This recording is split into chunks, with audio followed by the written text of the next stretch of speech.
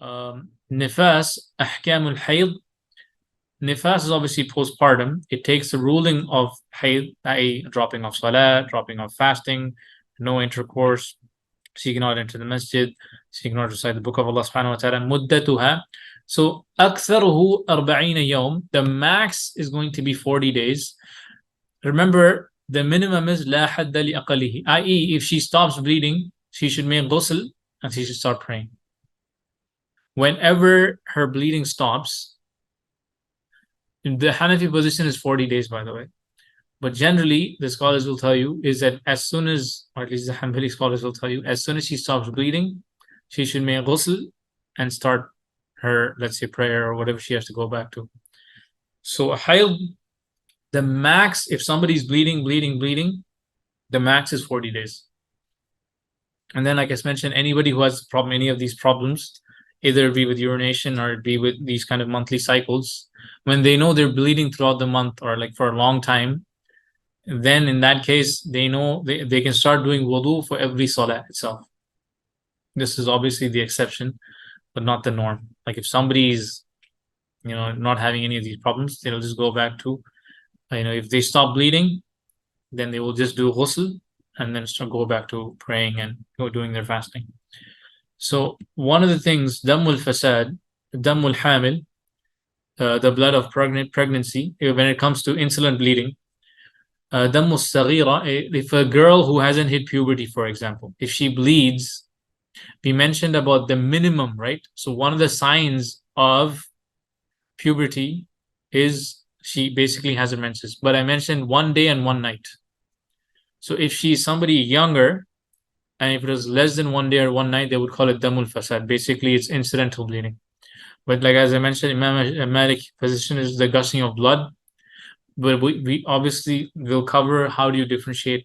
I know none of this might apply to any of the men here, but inshallah, if you have family or anything, this can be one of the. So as I mentioned here, ما نقص عن يوم وليلة. For anything that would consider incidental bleeding, less than a day and night, which is not the position of the Maliki school, which is the gushing of blood. Dr. Hatim actually mentioned from a doctor perspective, he was saying that the Maliki school position from a medical perspective might be stronger. Obviously, there is no particular narration that talk, but he was saying from a medical perspective, the Maliki school might be stronger. This is one of his comments that I read in this book. Al-Mustahada. So basically, when a female is going through, and like I mentioned, she's still bleeding after her normal 6-7 days, right? What is she used to? تجلس على عادتها. She usually goes back to what is her norm. If her norm is 6 or 7 days, is what she will assume. But what she'll have to do is al-mumayyiza. She should be able to distinguish between her bleeding that her monthly cycle is and the bleeding that is not from her monthly cycle. If she's not able to differentiate between her monthly cycle and if it is actually something else, then most of the time it's hayd. Remember, the max you can take is 15. That's the Hanbali position. So let's say she thinks it is menstruation cycle for 15 days. And after 15 days, she's still bleeding, then you will go back to praying.